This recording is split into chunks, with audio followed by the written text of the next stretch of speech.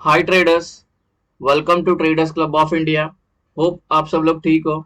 तो स्टार्ट करते हैं बैंक निफ्टी का मार्केट एनालिसिस 23 जनवरी के लिए, यानी ट्यूसडे के लिए। मंडे मार्केट क्लोज रहेगा, यानी कि कल है हमारा अयोध्या मंदिर का ओपनिंग सेरेमनी है, तो उसके वजह से हमें गवर्नमेंट ऑफ दिया और सैटरडे वर्किंग रखा था। हालांकि सैटरडे तो वो डिजास्टर मैनेजमेंट टेस्टिंग था, तो इसके लिए सैटरडे पूरा दिन वर्किंग रखा था।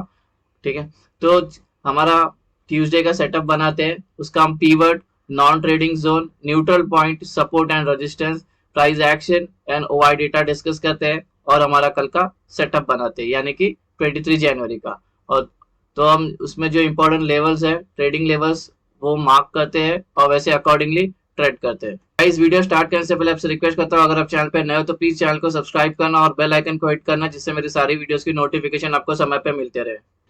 गाइस, ये वन डे टाइम फ्रेम पे है।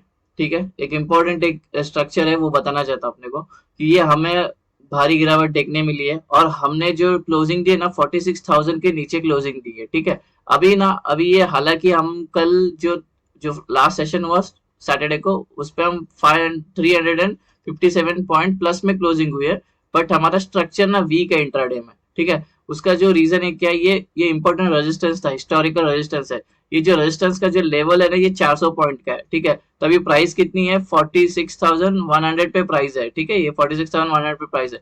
तो जब तक 46,400 होती नहीं ना, हमें स्ट्रेंथ नजर नहीं आएगी। तो हम तो ट्रेड तो हमारे सेटअप के हिसाब से करेंगे, लेकिन आपको एक स्ट्रक्चर बता रहा हूँ। अगर ये 46,400 के ऊपर सस्टेन करती है तो अगेन हम अपने ऑल टाइम आस पास ऊपर जाते हुए नजर आएंगे। ठीक है, तो ये स्ट्रक्चर एक मार्क कर लेके 400 पॉइंट का स्ट्रक्चर है। आगे हमारे 5 मिनट टाइम फ्रेम पे इंटरडे सेटअप डिस्कस करते हैं।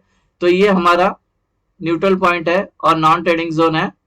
ठीक है, और ये मीडियम रेंज है, मीडियम रेंज है। ठीक है, इसका मतलब कि हमें एक मोस्ट प्रोबेबली चांसेस है कि हम अप ट्रेंड या डाउन ट्रेंड हम देख सकते हैं। ठीक है, और ये जो रेंज की जो वैल्यू है, ये नॉन ट्रेडिंग जोन और न्यूट्रल पॉइंट की, वो है 45,900 से लेके 46,000।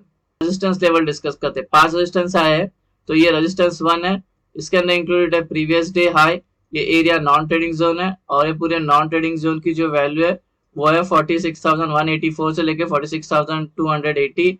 रेजिस्टेंस 2, नॉन ट्रेडिंग जोन, और रेजिस्टेंस 2 के अंदर ही ओपन इंटरेस्ट का रेजिस्टेंस आया है जो एक्ट करेगा 46,500। ठीक है, 46,500, और ये पूरे जोन की वैल्यू होगी वो है 46,421 से लेके 46,500। रेजिस्टेंस 3, नॉन ट्रेडिंग जोन, और ये पूरे नॉन ट्रेडिंग जोन की वैल्यू होगी 46,711 से लेके 46,790। रेजिस्टेंस 4, नॉन ट्रेडिंग जोन, और ये नॉन ट्रेडिंग जोन की जो वैल्यू होगी वो 46,971 से लेके 47,046। आखिरी रेजिस्टेंस नॉन ट्रेडिंग जोन, और ये पूरे नॉन ट्रेडिंग जोन की जो वैल्यू होगी वो है 47,191 से लेके 47,261। गाइस, एक इंपॉर्टेंट बात बताना चाहता हूँ कि अगर ओपनिंग अच्छी हो गई, ठीक है, मतलब अच्छी तो होने ही वाली है, हमारे जो अयोध्या मंदिर की है, तो उसके वजह से मार्केट काफी बुलिश हो गया ना। तो अगर समझो हमारे रेजिस्टेंस 5 भी ब्रेक कर दिया, तो इसके बाद 500 पॉइंट्स के गैप से आपको रेजिस्टेंस ड्रॉ करना है। ठीक है, एग्जांपल के लिए ये अभी कितना है, 47,200 पे, ये 200 पे। ठीक है, ये एरिया, तो आपको जो नेक्स्ट रेजिस्टेंस आएगा 46,500 आएगा, उसके बाद आएगा 47,000 आएगा। ठीक है, ऐसे 500 पे आप रेजिस्टेंस ले लेना। डिस्कस करते हैं सपोर्ट लेवल। ये सपोर्ट 1, इसके अंदर इंक्लूडेड है प्रीवियस डे लो, एरिया पूरा नॉन ट्रेडिंग जोन है, और ये पूरे नॉन ट्रेडिंग जोन की वैल्यू जो है वो है 45,642 से लेके 45,738। सपोर्ट 2, नॉन ट्रेडिंग जोन, ये नॉन ट्रेडिंग जोन की जो वैल्यू है वो है 45,418 से लेके 45,498। सपोर्ट 3, नॉन ट्रेडिंग जोन, और ये पूरे नॉन ट्रेडिंग जोन की जो वैल्यू है वो है 45,175 से लेके 45,263। सपोर्ट 4, नॉन ट्रेडिंग जोन, और ये पूरे नॉन ट्रेडिंग जोन की जो वैल्यू है 44,911 से लेके 45,004। आखिरी सपोर्ट नॉन ट्रेडिंग जोन या नॉन ट्रेडिंग जोन की जो वैल्यू है वो है 44,677 से लेके 44,767। अगर वाइस वर्सा, जैसे अभी हमने ऊपर रेजिस्टेंस ड्रॉ किया, वैसे ही नीचे अगर मार्केट बहुत गिरती है, तो अगर ये सपोर्ट 5 भी ब्रेक कर देता है, तो 500 का गैप में आपको सपोर्ट ड्रॉ करना है। तो ट्रेडर्स, हमारा सपोर्ट रेजिस्टेंस और न्यूट्रल पॉइंट डिस्कस हो गया। अभी हम एंट्री और एग्जिट मार्क करते हैं। उससे पहले आपसे रिक्वेस्ट करता हूँ कि वीडियो को पूरा देखना, बीच में स्किप मत करना, नहीं तो आप इनकम्प्लीट इन्फॉर्मेशन लेके जाके आप चार्ट पे प्लॉट करोगे तो आपको नुकसान हो सकता है। ठीक है। तो पूरा proper price action, support and resistance और ओआई का डेटा वगैरह सब देख के जाना, ठीक है। और उस हिसाब से अपने चार्ट पे ड्रॉ करना, ठीक है। वैसे हम कोई टिप या कोई एडवाइजरी कॉल नहीं देते और ना ही हम सेबी रजिस्टर है। ये एजुकेशन पर्पज के लिए वीडियो है, तो आप इसको एजुकेशन पर्पज के हिसाब देखना। और अपने जब इसको आप अपने ट्रेडिंग वियर में अगर यूज करना है तो पहले बैक टेस्ट करना 150 ट्रेड, उसके बाद ही आप अपने ट्रेडिंग वियर में यूज कर सकते हो अपने रिस्क पे। और एक बात गाइस, अगर ये सेटअप को आपको एकदम इजी वे से भी जानना है, ठीक है, इसमें मैंने 2 साल अपना इन्वेस्ट किया ये बैक टेस्ट पे।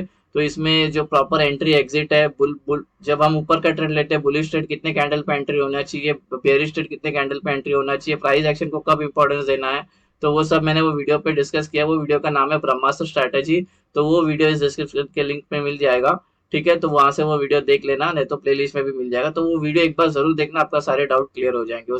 ट्रेडर्स ये होगी कल की हमारी एंट्री और एग्जिट, जब आपके नॉन ट्रेडिंग जोन मार्क हो जाएगा तो उसके अपर साइड में आपको ऐसे ग्रीन एरोस मार्क करना है और उसके लोअर साइड में आपको रेड एरोस मार्क करना है, जिससे आपको इनिशियल डेज में आसानी से समझ में आए कि एंट्री और एग्जिट आ गई है। तो उसके हिसाब से ग्रीन का मतलब है हमें बाय करना है, लॉन्ग होना है, रेड का मतलब है हमें सेल करना है, शॉर्ट करना है। एकदम ईजी है। अभी डिस्कस करते हैं फ्लैट ओपन का। प्राइस यहाँ पे क्लोज हो गई है, कल यहीं पे ओपन होती है तो उसको फ्लैट ओपन बोलते हैं। अगर यहीं पे ओपन होती है तो रूल नंबर 1 हमारा पहले मेट होना चाहिए। तो रूल नंबर 1 क्या है, इस सेटअप का प्राइस को नॉन ट्रेडिंग जोन पे आने देंगे, ठीक है। ये वाले या ये वाले, ठीक है। तो यहाँ पे आती है और फिर रूल नंबर 2 है प्राइस को सस्टेन करनी चाहिए। प्राइस जो सस्टेन कर गई वो कितना टाइम टाइम होना चाहिए, 15 मिनट, या 15 मिनट के ऊपर कितने घंटे भी सस्टेन करती है। उसके बाद ये ऊपर का ब्रेकआउट करेगा तो ऊपर का ट्रेड लेंगे, नीचे का ब्रेकडाउन करेगा तो नीचे का ट्रेड लेंगे। यहाँ पे भी ऊपर का ब्रेकडाउन करते हैं तो ऊपर का ट्रेड सस्टेन करके, नीचे का ब्रेकडाउन करते तो नीचे का ट्रेड लेंगे, ठीक है।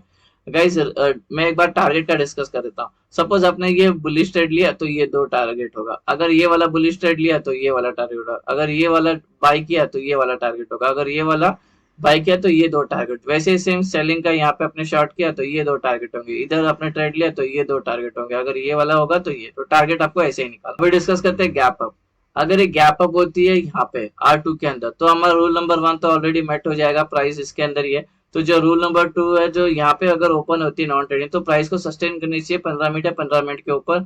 उसके बाद ऊपर का ब्रेकआउट करती है तो सस्टेन करने के बाद ऊपर का ट्रेड लेंगे, नीचे का ब्रेक डाउन करती है सस्टेन करने के बाद तो नीचे का ट्रेड लेंगे। गैप अप होते ही बाद में फिर गिरना स्टार्ट करती है, बिना कंसोलिडेट के, बिना टाइम स्पेंड किए गिरना स्टार्ट करती है या और ऊपर जाती है। तो हमें ऐसे में वेट करना है रूल नंबर 1 मेट होने का, ठीक है। जैसे कि ये गैप अप होती है और गिरना स्टार्ट करती है और यहाँ आके उसको एक सपोर्ट मिल जाता है नॉन ट्रेडिंग जोन पे। फिर यहाँ पे 15 मिनट या 15 मिनट के ऊपर कितने घंटे भी सस्टेन करती है, फिर ऊपर का ब्रेकआउट करे तो ऊपर का ट्रेड, नीचे का ब्रेकडाउन करेगा तो नीचे का ट्रेड लेंगे। अगर ये यहाँ कहीं पे ओपन होती है बीच में तो प्राइस को हम पहले नॉन ट्रेडिंग जोन पे ही आने देंगे, उसके बाद ही हमारा ट्रेड इनिशिएट होगा। डिस्कस करते हैं गैप डाउन। अगर ये गैप डाउन होती है S1 के अंदर और फिर यहाँ पे थोड़ा सस्टेन करती है, सस्टेन करने के बाद ऊपर का ब्रेकआउट करती है तो ऊपर का ट्रेड, नीचे का ब्रेकडाउन करते तो नीचे का ट्रेड। ये जो सस्टेन है वो 15 मिनट है, 15 मिनट के ऊपर कितने घंटे भी होना चाहिए तो चलेगा, उसके बाद ही ब्रेकआउट। 15 मिनट कंसोलिडेशन है, थ्रेशोल्ड है, उतना तो होना चाहिए कंसोलिडेट, ठीक है। अगर ये गैप डाउन होती है और फिर तुरंत ऊपर जाती है और नीचे आती है तो ऐसे में हमें वेट करना है रूल नंबर 1 का, प्राइस को मैट होने देना है, ठीक है। जैसे गैप अप में किया था, एग्जांपल के लिए गैप डाउन हुई और ये और नीचे जाने लगी, फिर यहाँ पे इसको एक नॉन ट्रेडिंग जोन पे सपोर्ट मिलती है तो ये पहला रूल मैट हो जाता है नॉन ट्रेडिंग जोन पे। सेकंड रूल है जो 15 मिनट से 50 मिनट के ऊपर सस्टेन करनी चाहिए, फिर यहाँ पे सस्टेन करती है सपोज 15 मिनट या 1 घंटा, उसके बाद ऊपर का ब्रेकआउट करते तो ऊपर का, नीचे का ब्रेकडाउन करेगा तो नीचे का। अगर गैप डाउन कहीं यहाँ पे हो रही है तो प्राइस को पहले हम नॉन ट्रेडिंग जोन पे आने देंगे, उसके बाद ही कंसोलिडेशन जो रूल नंबर 1-2 है वो फॉलो करेंगे और उसके हिसाब से हम जहाँ पे भी ब्रेकआउट करेगा वहां का हम ट्रेड ले लेंगे। अप डाउन और फ्लैट ओपन का डिस्कशन हो गया, अभी ओपन इंटरेस्ट का डेटा एनालिसिस करते हैं। लेकिन गाइज अभी सीन क्या है, ओपन इंटरेस्ट का डेटा कुछ बचा हुआ नहीं, सब सिंगल डिजिट पे। मैं एक बार आपको बता देता हूँ, सी सब सिंगल डिजिट पे ओपन इंटरेस्ट का डेटा, ठीक है। यहाँ पे भी देखना और यहाँ पे भी देखना और यहाँ पे भी देखना, सिर्फ राउंड नंबर पे यहाँ पे खाली 22 लाख है और यहाँ पे 19 लाख है, फिर बाद में 45,600 पे एक है, 46,500 पे यहाँ पे 22 लाख है, ठीक है। तो ये रेंज है। तो मैंने अपने हिसाब से जो सबसे ज्यादा कॉल राइटर्स और पुट राइटर्स सबसे ज्यादा जिस ओआई पे कलेक्टिव है वो एवरेज निकाल के मैंने वो एक बना दिया है, तो वो चलते हैं और मार्क करते हैं।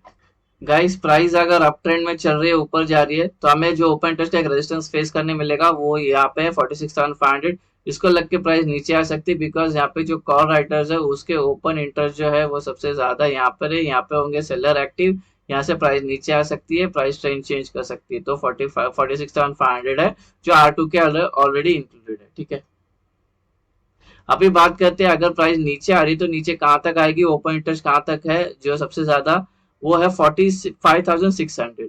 यहाँ आके प्राइस ट्रेंड चेंज कर सकती है, बिकॉज यहाँ पे पुट राइटर्स के जो ओपन इंटरेस्ट है वो है, वो सबसे ज्यादा यहाँ पे बिल्डअप है, यहाँ पे हो गया बाइंग प्रेशर, यहाँ पे लग के प्राइस नीचे जा सकती। तो अगर प्राइस समझो यहाँ पे आती है और यहाँ पे 15 मिनट या 15 मिनट के ऊपर सस्टेन करके ब्रेक डाउन दे देती है, तो हमें घुसने से पहले ना इस रेंज को एक बार ब्रेक करना चाहिए। आप मार्क करके लेना, ये ओपन टच का ये है, सपोर्ट है, यहाँ से प्राइस ऊपर है तो आप यहाँ आके फंस जाओगे। तो जब ये ब्रेकआउट करेगा ना, तो 3 रेड कैंडल बनने देना, ठीक है, 3 रेड कैंडल बनती है ना, तब इसके अंदर एंट्री मारना। ये एटलीस्ट ये 45,500 तक आपको लेके जाएगी, 45,500, 45,400, तो 200 पॉइंट मिल सकते हैं हमें, ठीक है। सो गाइज, और हाँ, अब लास्ट में बचा है पीसीआर, पुट कॉल रेशियो की बात करें, वो चल रहा है 0.6। 0.6 इंडिकेट करता है बेरिशनेस को, वीकनेस को, ठीक है। तो आ, अगर मार्केट ज्यादा गैप डाउन होती है तो 0.5 चली जाएगी, और फिर जब गैप अप होने के बाद कोई positive price action chart pattern दिखता है तो हम एक, और वहां पे हमारा कोई लेवल है सपोर्ट का, तो वहां पे हम एक बार बाई के लिए जा सकते हैं। तो 0.6 ये जो है वो बेरिशनेस को वीकनेस वीकनेस है, ठीक है। तो ये हमारा गाइस बैंक निफ्टी का ट्यूसडे का सेटअप। होप आपको सेटअप पसंद है, पसंद आया तो वीडियो को लाइक शेयर और सब्सक्राइब जरूर करना। हम मिलते हैं नेक्स्ट वीडियो में, till then thank you very much for watching, have a great day, bye bye.